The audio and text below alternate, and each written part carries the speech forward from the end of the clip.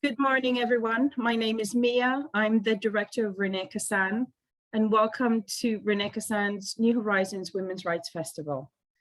I'm just going to shortly pass on the microphone to Louise Ellman and Danny Stone for today's session. But before we do that, I'd just like to remind everyone, this session is going to be recorded. It's going to be live streamed on Facebook. There will be enough time for questions and answers at the end, but while Louise and Danny speak, you won't be able to be seen or heard as participants. But please, by all means, do share any thoughts, reflections, and questions, either the Q&A or the chat function. And I hope that, like me, you're looking forward to a very exhilarating conversation this morning. Thank you very much. And Louise, the floor is yours. And welcome everybody to this session of the New Horizons Festival, presented by Renee Kassan, the Jewish Voice for Human Rights. This is one of 30 sessions in this festival, exploring and celebrating women's rights. Today's theme is dual hate, anti-Semitism, misogyny, and what we can do about it. I'm Louise Ellman, and I have a very personal interest in the discussions that we're having this morning. I was a Labour MP representing Liverpool Riverside for 22 years until I was forced out by anti-Semitism within the Labour Party that became normalised when Jeremy Corbyn was leader, and it was a torrid and traumatic time. The most horrendous anti-Semitic attacks, including threats of violence, were made particularly against women MPs, against me, against Luciana Berger, against Margaret Hodge, and against Ruth Smith. And we stood together and we fought back together.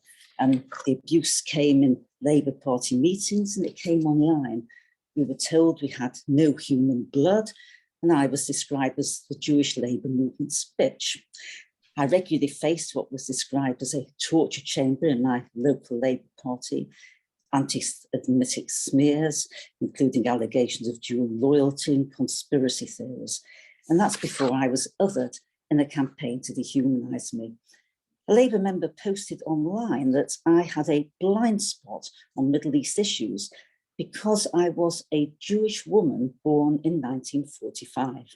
Well, it takes some special ability to combine misogyny, anti-Semitism, and ageism in one person. Well, thankfully, this shameful period of Labour history is coming to a close, but anti-Semitism and misogyny exists in our society, and that's why today's presentation is so important. It's very timely, with increased concerns raised about women's safety, and as the online safety bill weaves its way through Parliament. I'm very pleased to introduce our speaker today, Danny Stone, MBE, Chief Executive of the Anti-Semitism Policy Unit. Danny has led efforts to address anti-Semitism for over a decade. He's a familiar face in Parliament. In 2018, he organised the much acclaimed SARA conference, the first ever conference on the intersectional abuse of Jewish women. Danny was awarded the MBE in the 2017 New Year's Honours List for services to combating hate crime. Danny's going to make his presentation, and this will be followed by a Q&A, and I urge you to put your questions in the Q&A box. Danny, the floor is yours. Thank you so much, Louise. I feel very humbled, to be honest, speaking alongside you. You have been such a stalwart, such a campaigner against anti-Semitism, speaking out. It's a pleasure to speak on the same panel as you. Now, as Louise said, today we're going to talk a bit about this dual hate, anti-Semitism, misogyny, and hopefully just a word on what we can do about it. I want to try and present some of the research that we've done. I believe that the Anti-Semitism Policy Trust has been seeking to lead away in understanding this hate. But the first thing to say is, look, this isn't new. Anti-Jewish racism with a gendered or sexist element has existed for hundreds of years. We know that it appeared in early Christian text. And just briefly, a word on men. Actually, men had been presented as sexual deviants in this text, as predatory, promiscuous, corrupt, encouraging promiscuity or abortion, for example. In Nazi propaganda, there was a warning of Jewish sexual law, and in the supremacist narrative, Jewish men were presented as rapists seeking to usurp whites as an enemy, so that the white male kind of image as a defender, particularly defender of women, over whom they had mastery, was kind of emboldened. But the men were also presented as weak, effeminate, dehumanized through caricatures as grotesque, and therefore again justifying violence. And that's where the nice Jewish boy kind of stereotype comes from, the lack of these stereotypically masculine tropes. Now that obviously that's interesting because now we're going to look at women, and you will see how central the anti-Semitism and the misogyny is to particularly in these white supremacist spaces. But it's interesting just to see that overlap of sexism and anti-Semitism, or gendered anti-Semitism. So when it comes to anti-Semitism and misogyny, again, right, this is, we can have anti-Semitic abuse of women unrelated to their gender, just anti-Semitic abuse. Louisa said, she experienced anti-Semitic abuse. Luciana Burgess similarly. Also sexist abuse unrelated to an individual's Jewish heritage, of course. But then this intersecting abuse, where you get the assault on both of your identities at one time, sometimes together. Now, this also goes back hundreds of years to the Middle Ages. Medieval Christian anti-Semitic tropes and images cast Jewish women as castrating. We had originally as castrating Jesus, but as sexually deviant, unfaithful. There were many images of Jewish women with the devil, right? So otherworldly, conspiracist, and we'll come back to talk a lot about conspiracism. But it moved as anti-Semitism does. Anti-Semitism moved from theological to a kind of more modern, less religious, but equally demonizing narrative. This picture that I've got up on the screen, for example, is a 19th century picture comparing the noses of Jewish women, right? Now, Nazi propaganda also picked up on this theme, sought to dehumanize, inspired disgust of Jewish women, and Jewish women were compared to Aryan women, who were presented as beautiful, elegant, hardworking mothers and wives loyal to the country, whereas Jews were presented as the opposite of this, and it was split.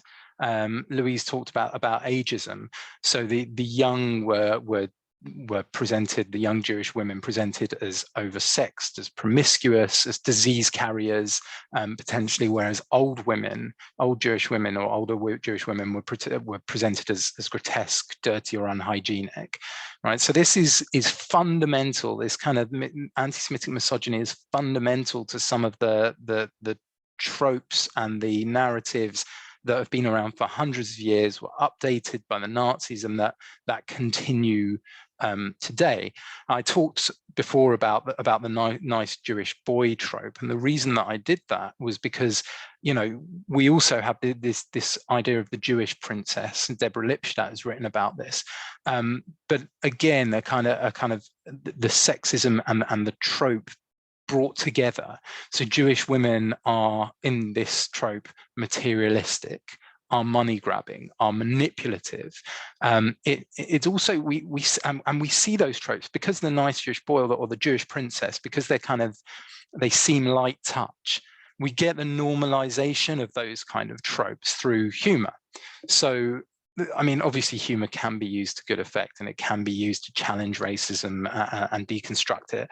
But particularly on the far right, we know that it can be used strategically to encourage people into particular narratives, worldviews, and content. So here we have, for example, Goldie Hawn in Private Benjamin, I think would play on that Jewish princess trope, and Ben Stiller in Meet the Parents would be the nice Jewish boy. The aim is, I think, to kind of blur, cause mischief, but also ultimately to radicalize people, and in the end to normalize and trivialize violence. And the reason that this, I think, is important, the reason that the touching on the humor part, or the kind of these tropes and the way in which they are flattened, they're made easier to access, is that we see ideas spread. Now, if we're going to talk about anti-Semitism, this is one of the slides I use most often when teaching about anti-Semitism and trying to explain it, because I think it's a really good indicator. So what happened was the Institute for Jewish Policy Research and the Community Security Trust did a poll about 4 years ago now, and they polled about 4,500 odd people, so a large poll.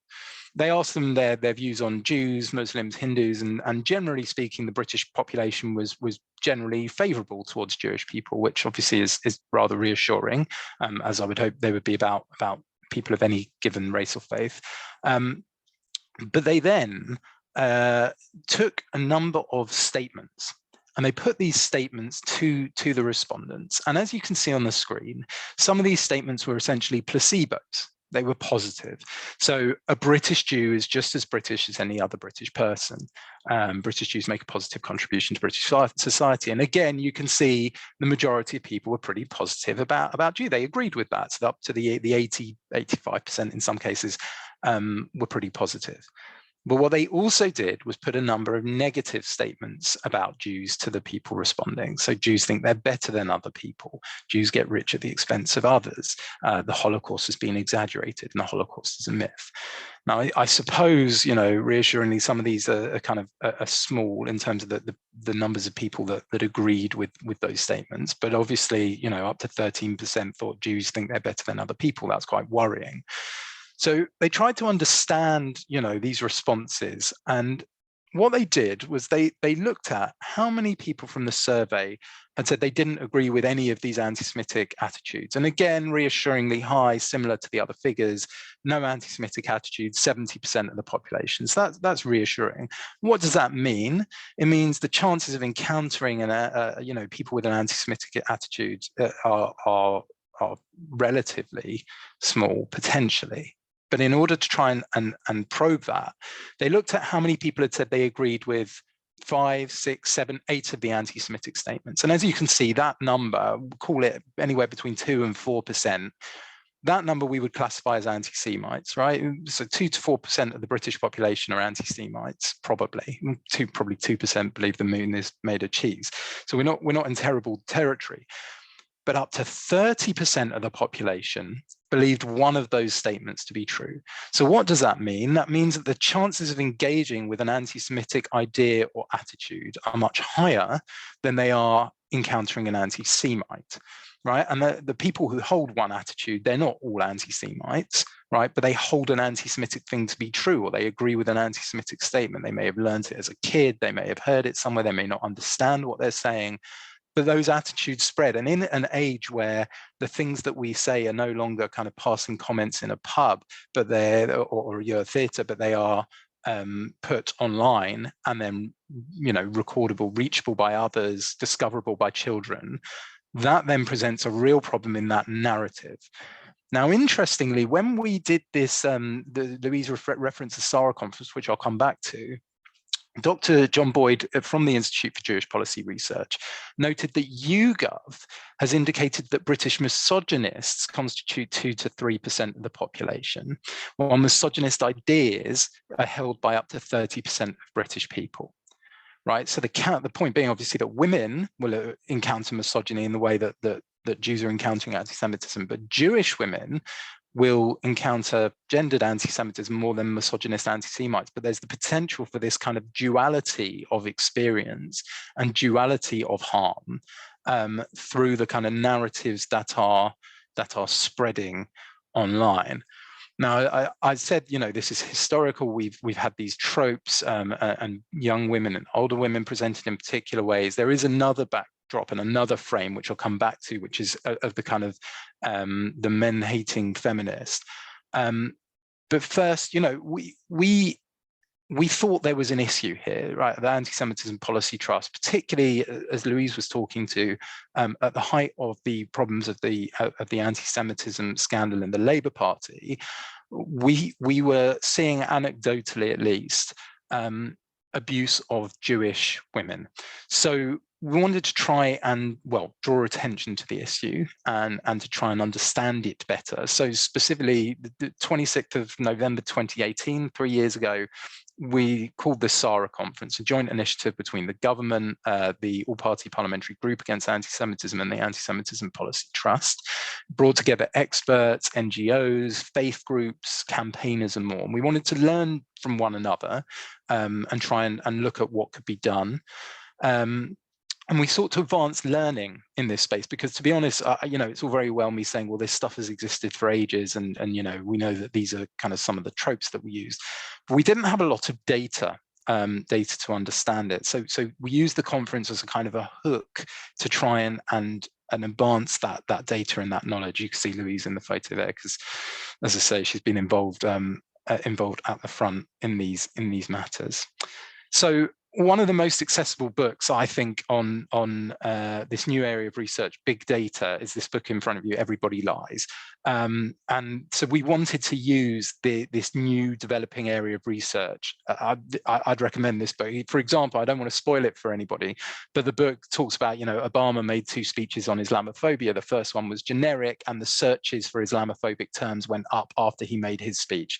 A second one that he made was about Muslim sporting and military heroes, and searches for Muslim sporting and military heroes went up after his speech. So you can begin to learn from big data and try and help people to move things and move discourse in a positive way, to nudge people. So we approached the author of the book, and his name's Seth Stevens-Davidovich, and Seth carried out some research for us. Now, what we found was that the classic tropes that I've been talking about, these narratives, anti-Semitic and misogynist narratives, have been continuing, and they're now used in the framework of 21st century technology, as I've been indicating, in this digital space. So here's one that Seth found. So there's a far right website, a forum called Stormfront. Now, since it was set up in 2018, there have been, since it was set up until 2018, when the report came out, there were more than 9,000 threads on Stormfront, on this far-right internet hate site, relating to feminism, right? More than 9,000 threads were relating to feminism. 60% of those threads also mentioned Jews.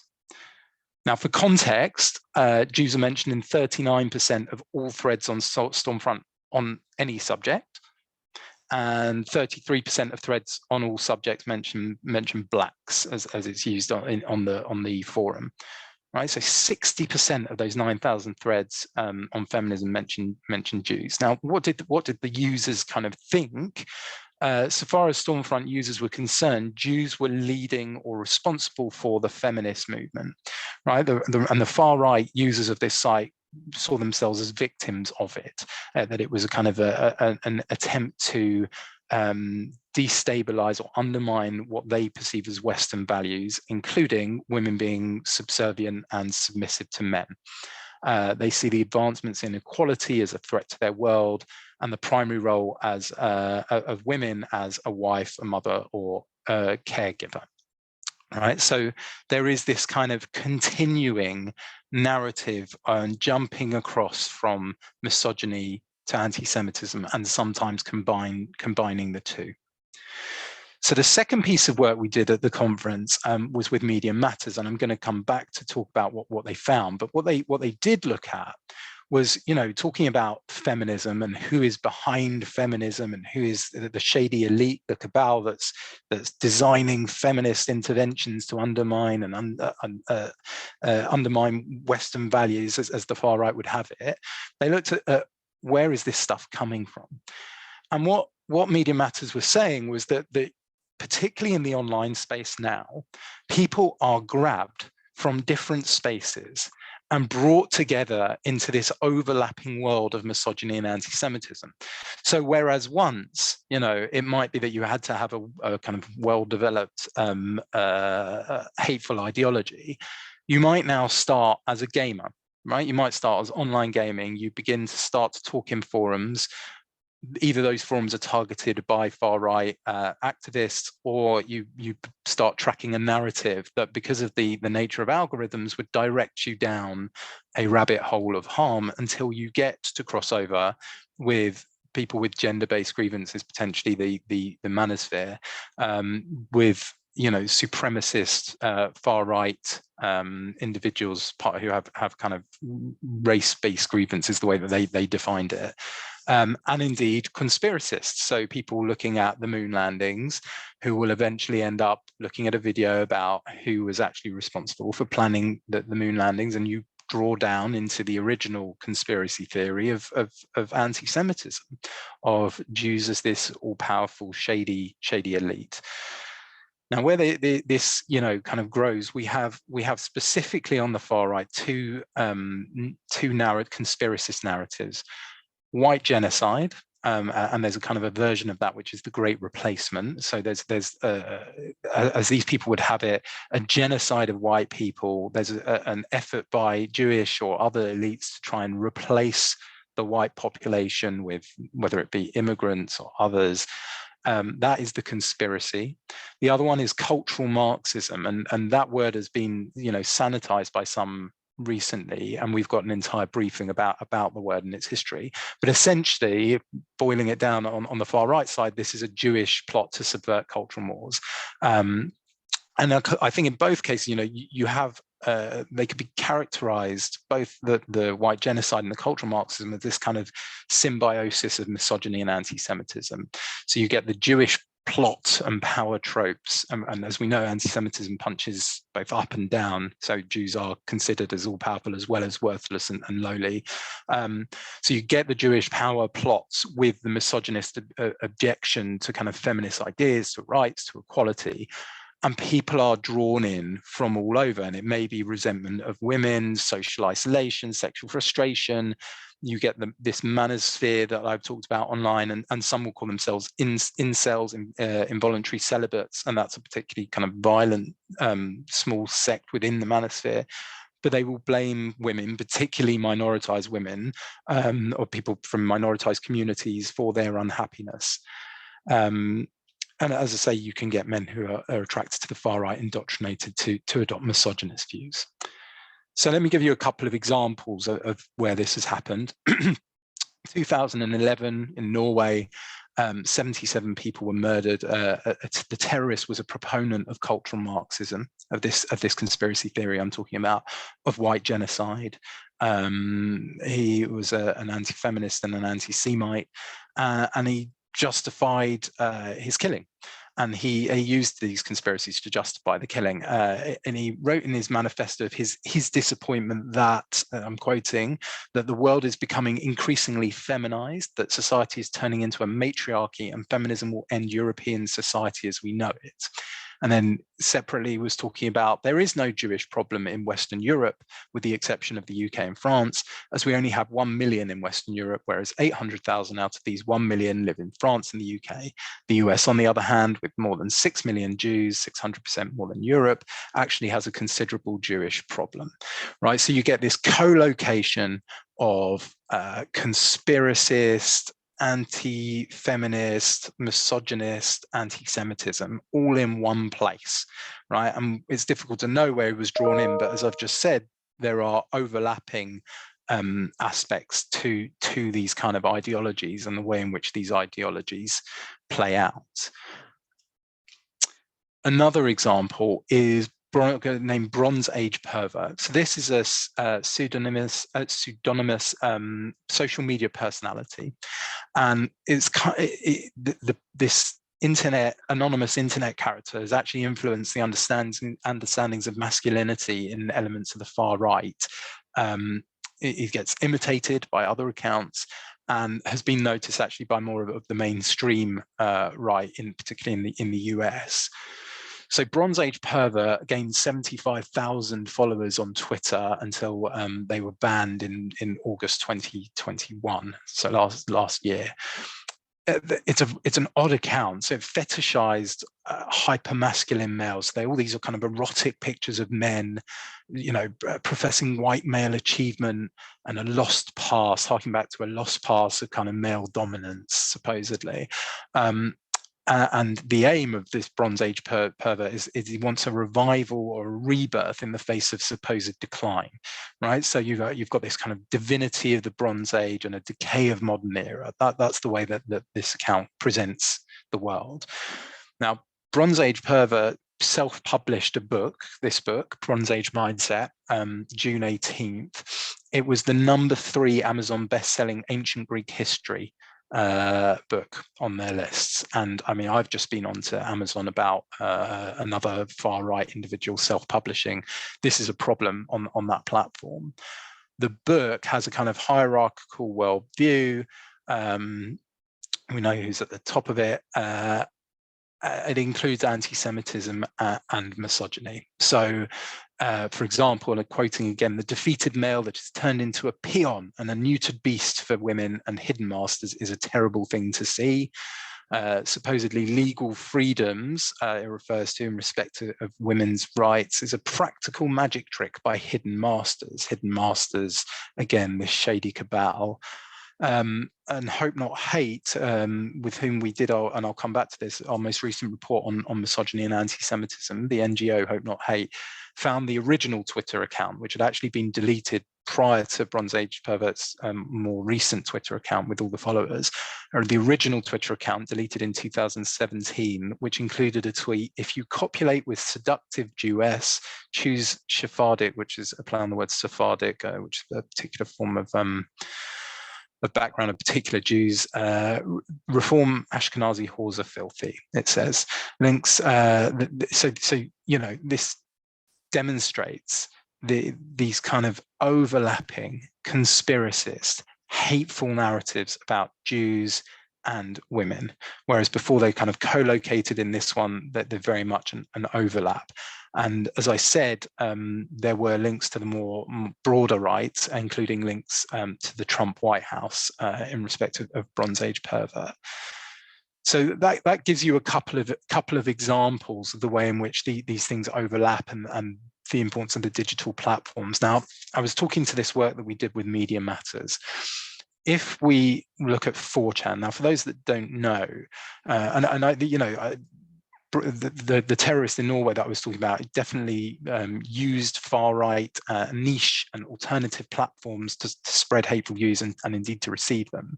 4chan is one such internet forum. 4chan, 8chan, Gab, some of these you may have heard of. They're being used more and more often to glorify acts of violence, for far-right discussion, conspiracist narratives, and they present themselves as free speech platforms, right? Some of them are kind of a discussion forum, some of them act like Twitter, some of them act like, BitChute is a kind of a YouTube far-right equivalent. They've been seeking to change their services, but nowhere near close enough. And Media Matters looked at 4chan.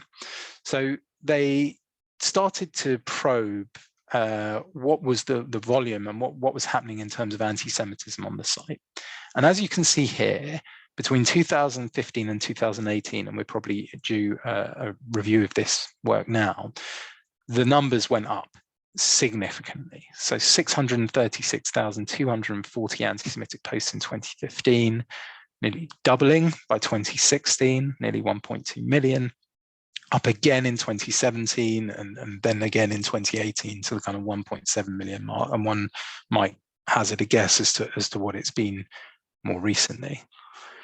They also looked at misogynist posts on 4chan. So these misogynistic posts, how did they fare? Well, again, similarly, large rise, not quite the jump that anti-Semitism had, but generally a rise. Now they think there was a fall off between 2017 and 18 around Hillary Clinton. They think there was a particular targeted campaign at Hillary Clinton, and a lot of the misogyny came in and around that campaign. And I'll come back to women in public life. But the general trend has been upwards in misogynistic posts.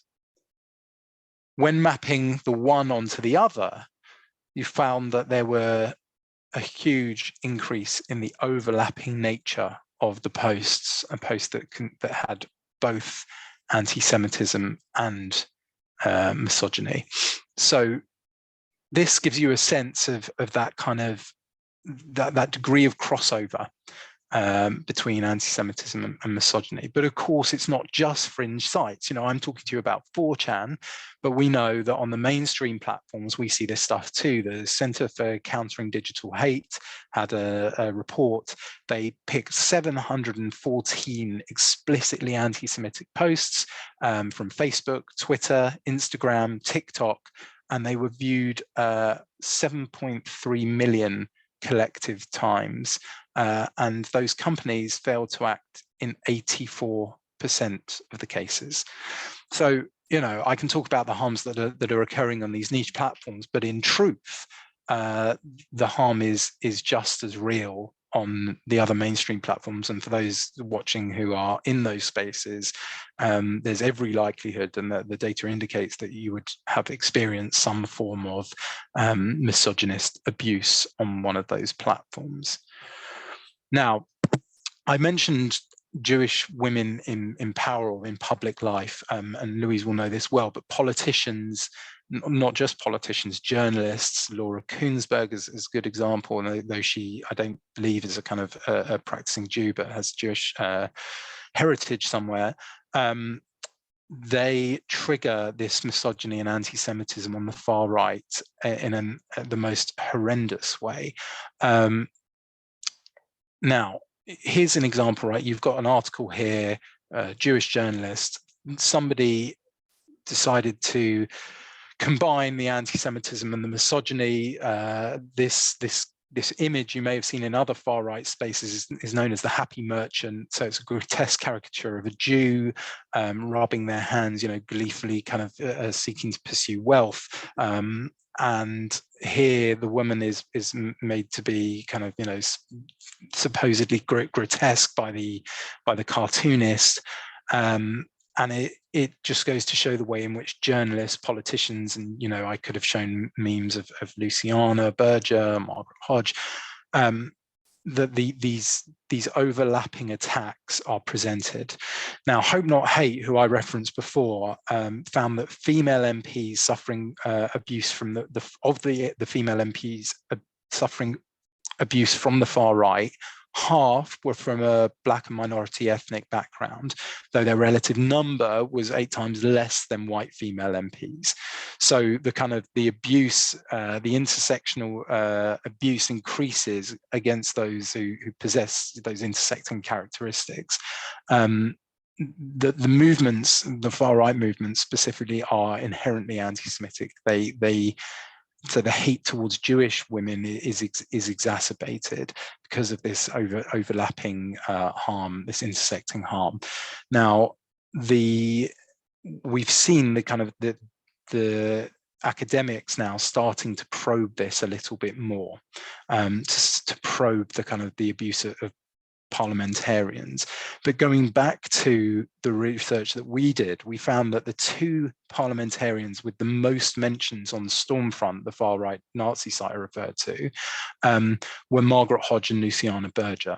Right, in the history of Stormfront, there had been 14% more mentions of female Jewish MPs than male Jewish MPs, even though UK male Jewish celebrities were mentioned more than UK female Jewish celebrities.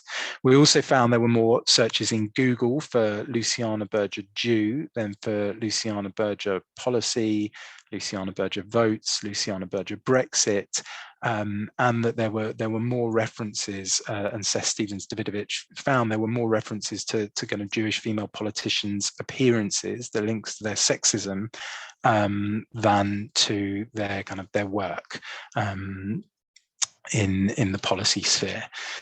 So we know that this is continuing, is building, and when we're talking about this, I think it's very easy to get lost in the kind of either the data or the narratives, but not to talk about the impact.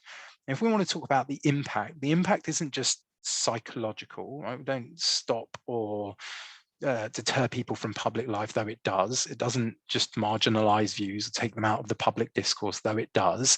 Doesn't disadvantage people or impact democracy, though it does. This is potentially a threat to lives, to real and everyday safety. There's a hate, right? The far right in particular, they hate women as challenging this presumed male white hegemony, and the race is kind of a subset of that hatred, the racism, and it interlinks, and that hate is very real. And so everyday interactions with women are kind of are superimposed into this conspiracist mindset of hate, and it becomes dangerous. So here, for example, we've got the Community Security Trust takes reports of incidents, of anti-Semitic incidents. They particularly where they have things that were written down, so social media posts, they collect those, and they did a word analysis and a word cloud here, as you can see, and some of the language relates to the far left, some relates to the far right, but for 2018 it was conspiracist words they were starting to pick up: Murdoch, Rothschild, media control, lobby, money, bankers. And that conspiracist path, and I talked before about the Great Replacement theory and about cultural Marxism. This conspiracy theory and these conspiracy narratives are becoming more mainstreamed. We know that there are more referrals to the government's Prevent program from what are called mixed, unstable, and unclear ideologies now than there are than there have ever been before, right? So it's not just kind of far right or Islamist extremist referrals, it's these kind of mixed conspiracies narratives. So this is building, and this is a worry. The year after, when CST did the same analysis of the social media posts, you started to see the hateful language: shouting, hate, attack, lie, die, threat, kill, kick. And the worry is that the conspiracist narratives lead to this harm, and that particularly where we're talking about this overlapping misogyny and hatred, that it will lead to consequences. Now, it's impossible to know how kind of seriously a conspiracist will take their beliefs and when they're going to act, but there can obviously be horrendous consequences. So the Christchurch killer murdered 51 people in New Zealand in March 2019. In that person's manifesto was the Great Replacement theory. And there was on 8chan, which is, as I was talking about 4chan before, but on 8chan a comment said of that attack: the end game of globo homo is to make everyone a weak, mongrelized, degenerated, passive aggressive, tranny cuck worshipping the Jew.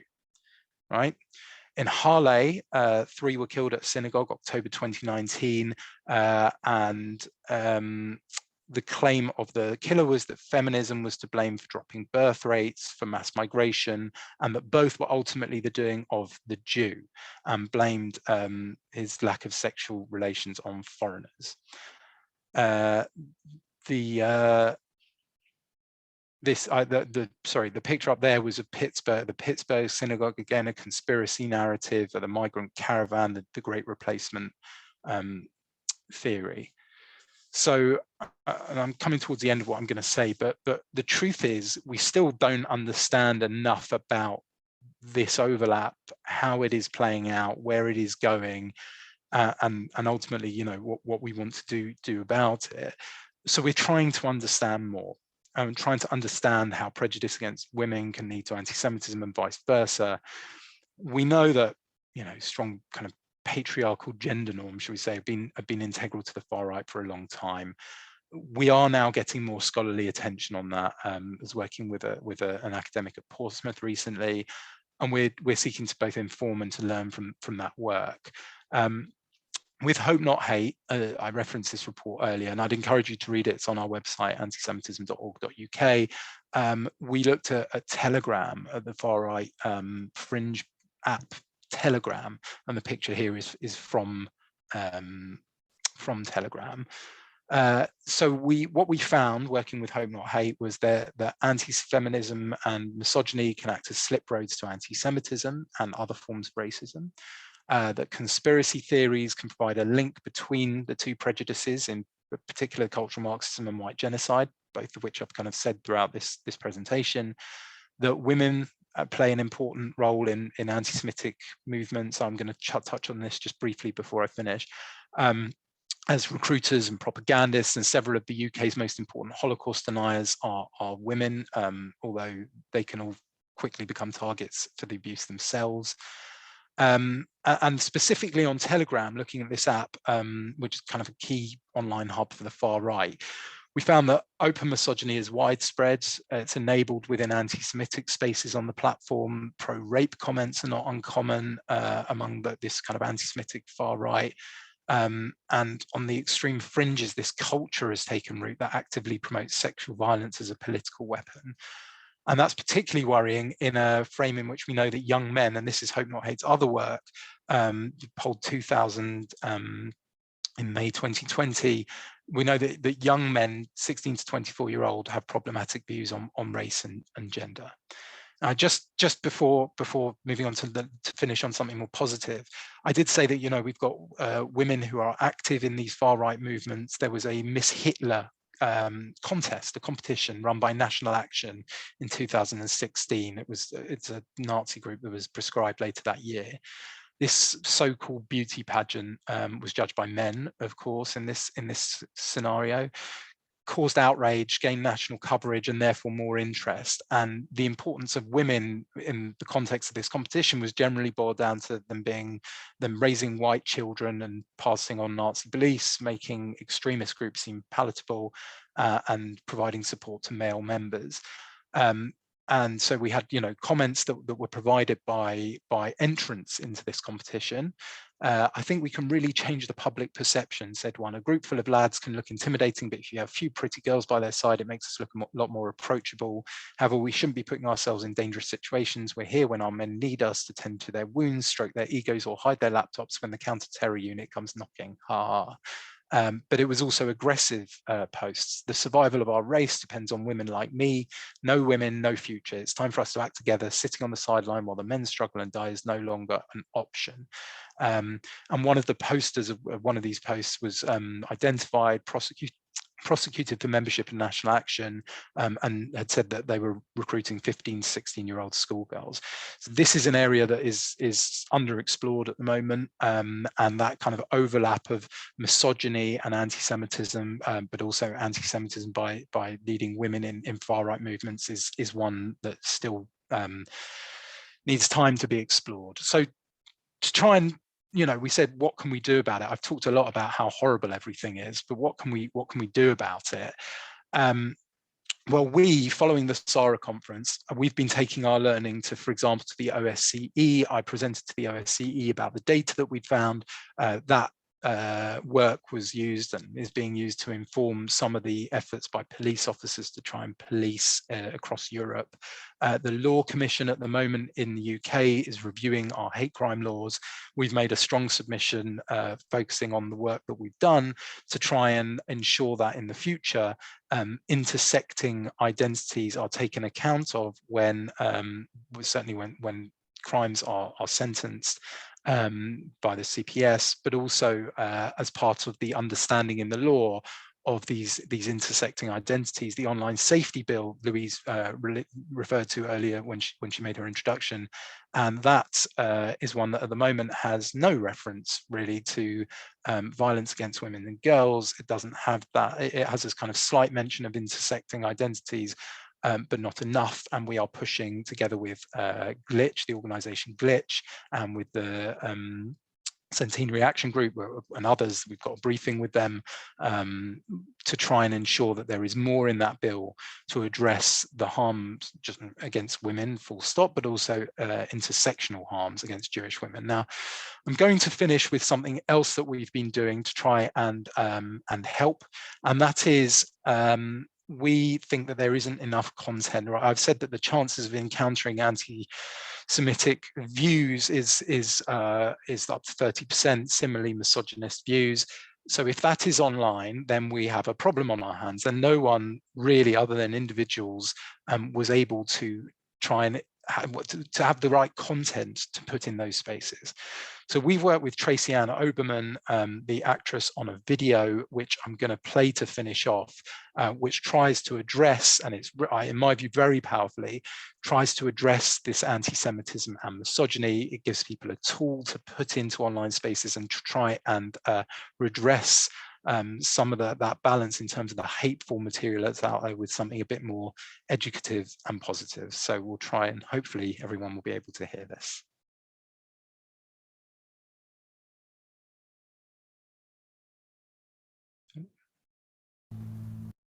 Here we go.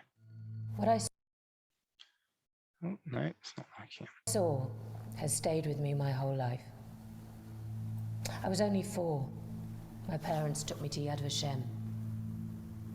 An image of a woman being burnt in an oven. Piles of dead children's hair and shoes. A mound of skeletal bodies with numbers on their arms to remind them of their new nameless identity. What was their crime? Christ murderer, curly-haired freak. The Holocaust scorched into me the endgame of unchecked racism and Jew hate. A small number of women started speaking out on anti-Semitism, and they were abused relentlessly. In the end, I couldn't stay silent anymore, and then I too became a target. Jewish money hoarder, filthy shill. The abuse, sexualized, brutal, personal, fetishistic, endless. Men speaking out on anti-Jewish hatred received trolling and nastiness, but nothing like the attacks on me and my sisters. My Mizrahi, Ethiopian, and Sephardi sisters have different stories to tell, but we all face the same abuse. Packs of mainly anonymous men piling in on us. It became clear to me that there's a distinct link between anti-Semitism and misogyny, and the hate is growing.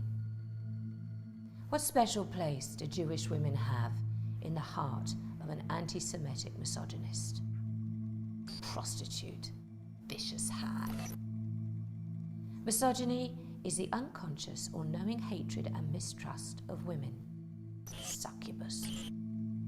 The misogynist is competitive around women. He will perhaps, sometimes, but certainly not always unconsciously, treat women differently to men.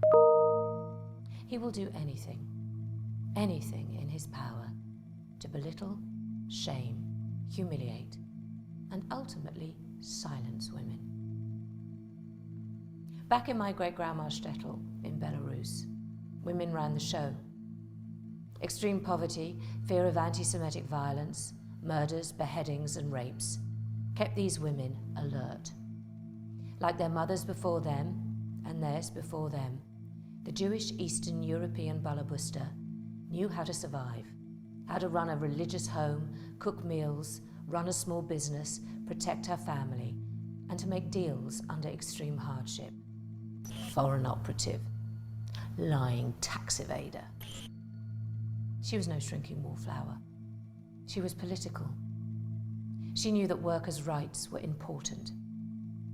And when my great-grandma arrived in Britain, she discovered that being a wife and a mother and a woman had very different connotations in this new world. For some, it meant being decorative, passive, unopinionated, gentle. Everything that would probably get you killed in the earthy, hard existence of being a Jewish woman in Eastern Europe. Everything a misogynist hates. Strong, sexual, opinionated, powerful, intelligent, kike, ugly Jew. But Jewish women, we don't frighten easily. It's in our DNA. When it comes to biblical stories, we're the Esthers. We're the ones who stand tall and protect our families, our community, our identities. We don't frighten. We won't shut up. We're fearless. We may not be white enough or Christian enough to fit into the hegemony. We aren't different enough to be obviously outside. So what are we?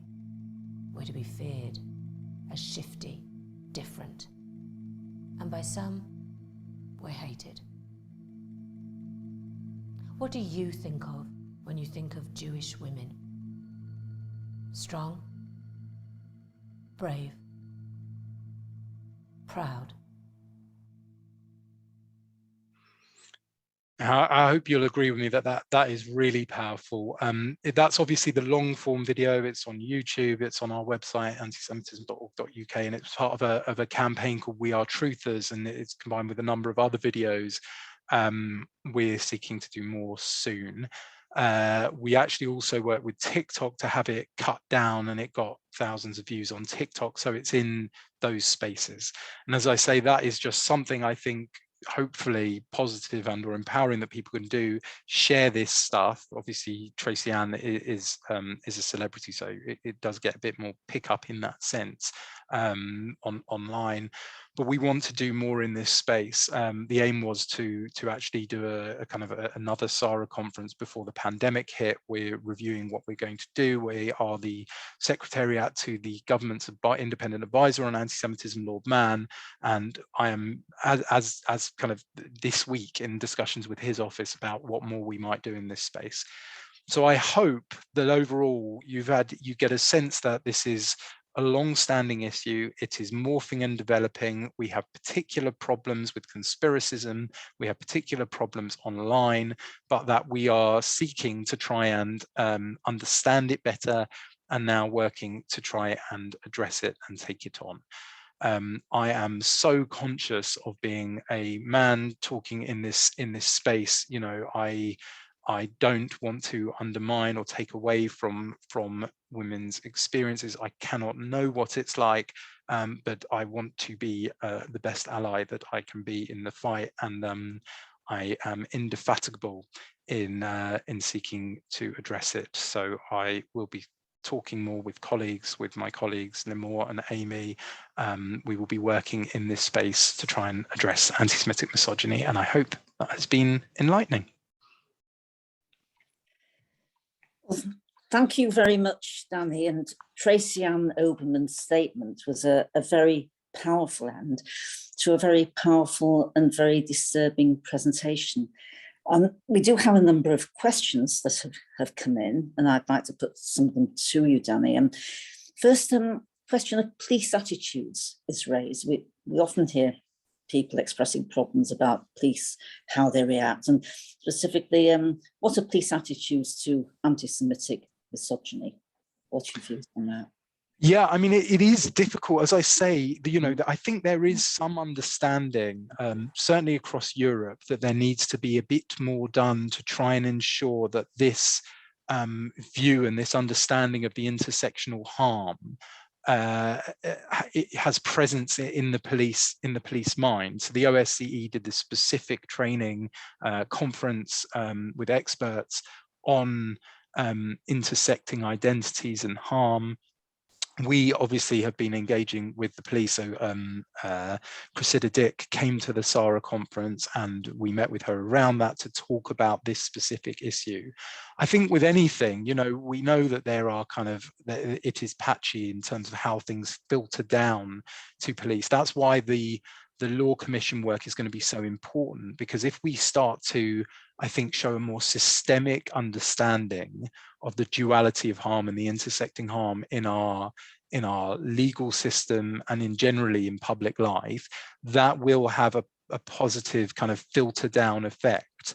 You know, our police, as you all know, and as the public discourse has identified in recent months, you know, there is a problem of misogyny in the police. There is a problem, and there is a problem in general of not doing enough to address violence against women and girls. So I think that we want this to be part of that wider discussion of trying to make the police the service, the identification of those harms as good as possible. And we have it in other areas, like, you know, in the online harm space, the police are underfunded. There's a lack of, in some cases, there's a lack of understanding or sophistication.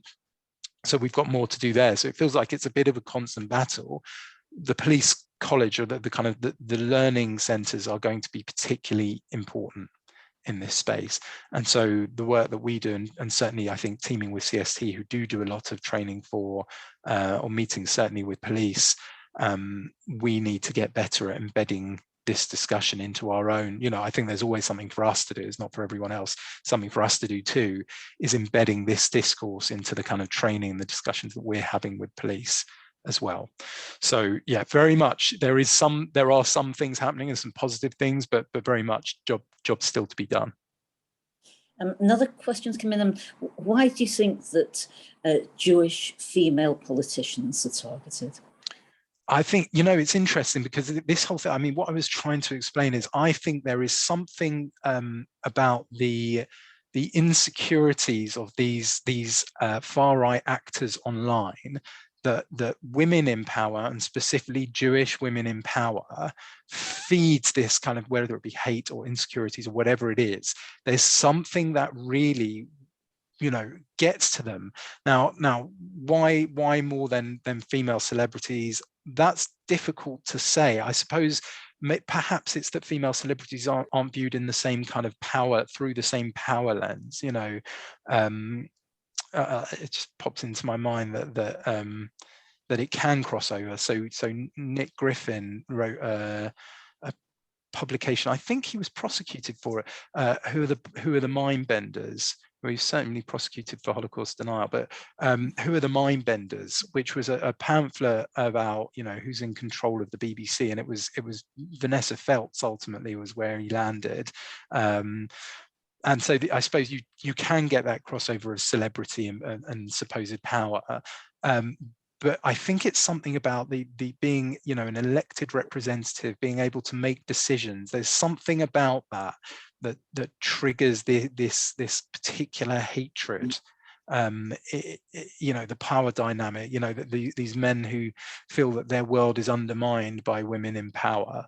There is something specific about that isn't there in the lens of the kind of looking at famous people or celebrities. You've spoken a lot about intersectionality and the links between these different types of hate, but one of the questioners asks us that, do you feel there's a blind spot amongst some researchers on looking at these connections? I think there certainly has been in the past, definitely.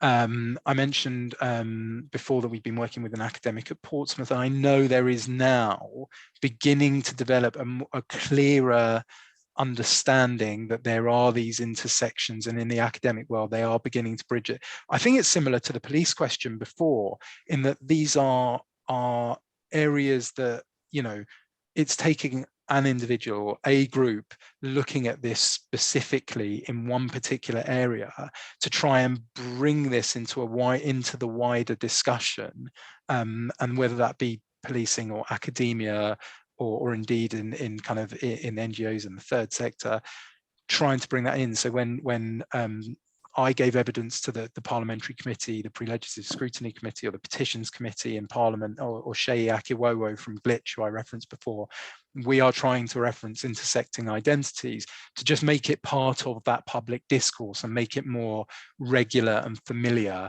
that it's being talked about.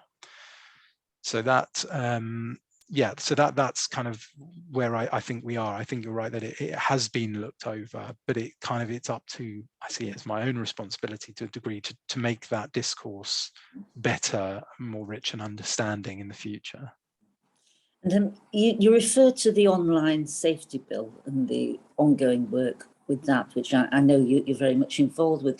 Can you tell us any more about how you see that bill as a potential for dealing with the growth of online hate, which as you've explained to us, has such terrible consequences. Yeah, absolutely. So this bill, I mean, as we know, the internet at the moment is entirely unregulated. It's a wild west of harm and hate. The platforms say that they're kind of taking action against it.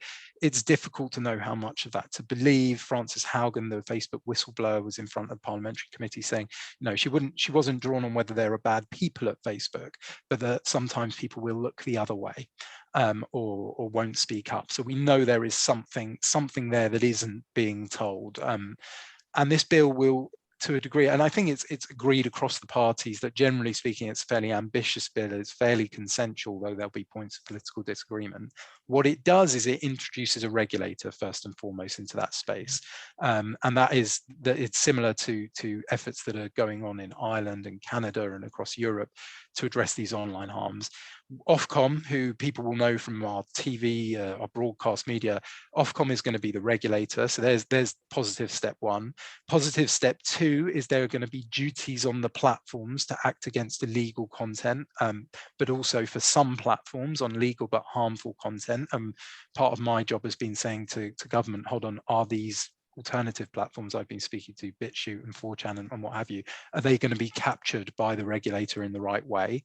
But there will be duties, and the duties are systems focused, right? So to give you an example, Wiley, the grime artist, went on an anti-Semitic rant on Twitter. The problem in the systems, from a systems lens, is not the anti-Semitism that he expressed, though that was awful. It's more that he had an account with 500,000 followers. Action was slow, people at Twitter were away. Those are the systems issues. Now, if we fix the systems issues, it won't matter whether it's anti-Semitism or misogyny or homophobia, the systems will be dealt with. So the bill tries to ensure these duties deal with the systems, and we're trying to ensure that the duties are as strong as possible. There'll then be penalties on the companies, so up to 10% of global turnover, or individual senior managers from the companies being held personally liable potentially, with a maximum at the moment 2-year prison sentence for failure to present to Ofcom the reports that they're required to, for failing to be transparent. So there's a lot there that is very good. There are bits that are missing from the bill. It doesn't really take action on anonymity at the moment, and we know that the anonymous abuse, particularly of women and indeed Jewish women, is significant. So we want to see it move in that direction. But generally speaking, I think it may help to reduce some of the harm online. People will still experience it, but there will be better systems, I hope, in place to address it. And the timeline from here is the pre-legislative scrutiny joint committee, so the people looking at this draft bill that's out there, report on, I think, the 10th or the 12th of December. The government will review that, and their aim is to publish the bill in the spring, probably March time. And then, we could see something through Parliament by, let's say, the summer. Who knows? But that's the general trajectory. So watch this space, because there will be more about it. And Glitch, who I've mentioned 3 times now, have got a Christmas card campaign, I think, around the bill, I think specifically on violence against women and girls at the moment. So people should look up Glitch and see what they're doing on the bill. Thank you. And the final question, you did mention far-right organisations promoting conspiracy theories, recruiting young people. And with the growth of what are designated as lone wolf attacks, this clearly is a very, very disturbing area. Is there anything you can say about how that could be addressed, or how it is being addressed? Well, it's really, yes. I mean, it's very dangerous. I mean, there's both the kind of global and then the national and local, I suppose, responses to that. Globally, I think we've got a real problem. We've got, growing populism, these kind of narratives of us and them. That is something that it requires democratic states to be challenging. I don't think that happens nearly enough at the moment. I think that there are organizations out there pressing governments to do more in that space. I think we should hold our own leaders accountable for failing to challenge and indeed for adopting populist narratives. and that is what we do. You know, we speak out when we see this, and you know, we work with the MPs. It was yourself, Louise, and others in the all-party parliamentary group against anti-Semitism to try and challenge these narratives when we see them across any political party.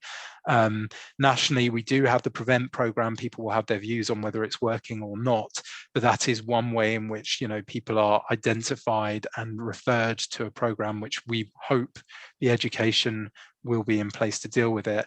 But that's why on a kind of local or an individual level, you know, how do you ultimately kind of address somebody's desire to hate? You have to try and intervene and stop them engaging or being drawn down conspiracist narratives. Now online, as I say, the online safety bill might do that, but as an individual, so long as it's safe to do so, it's about putting in the positive materials, which is why I showed the video before. It's why we're trying to make more of that stuff. It's about using the resources you have. And we've got a briefing about misogyny and anti-Semitism on our website. If anyone wanted to share that or needed to read it, you know, that stuff is there to be used. It's about, you know, putting something positive in that space so that you never know the person that you're speaking to, and it may be at a university or it may be in another space, the person that you're speaking to, you may have an impact. You know, just by sharing a little bit of content, and you know, this festival, as Mia is rightly pointing out, is just another example of where you can get very useful content to share, and indeed hopefully sign up other people to come and watch the other sessions, and hopefully they'll watch this one back too. Well, thank you very much, Dan. I think your presentation today and the way in which you've answered quite diverse questions, I think it's given us an insight into the very important work you're doing, and critical work, and I think we will all be following it. So thank you very much, Danny, and I'd now like to hand back to the organisers at Renee Kassan. Thank you very much. Louise, I join your words in thanking Danny, actually thanking you both for a really fascinating, fantastic session. I think there's lots of food for thought for Renee Kassan as well, as a Jewish human rights organization working to promote and protect rights here in the UK, on how we can support the efforts both to tackle hate crime more broadly, but misogyny and intersectionality with anti-Semitism. So we are definitely partners in this fight, as you say, and allies to everyone else. We still have a few more days left to our Women's Rights New Horizons Festival. Lots of exciting sessions still to come. Solidarity with Uyghurs in China facing persecution, learning about Jewish migration of women from North Africa, Arab countries, inspiring and empowering young Jewish teens. Lots coming up. Please look at the link, which I shared on the chat. And I'm sure you will join me in thanking again Danny and Louise for a really fantastic way. I was going to say a great way to start the day. It's not, it's quite, it's inspiring, it's challenging. But yeah, thank you very much for taking the time. I wish everyone a good day and happy Hanukkah. Thank you. Thank you.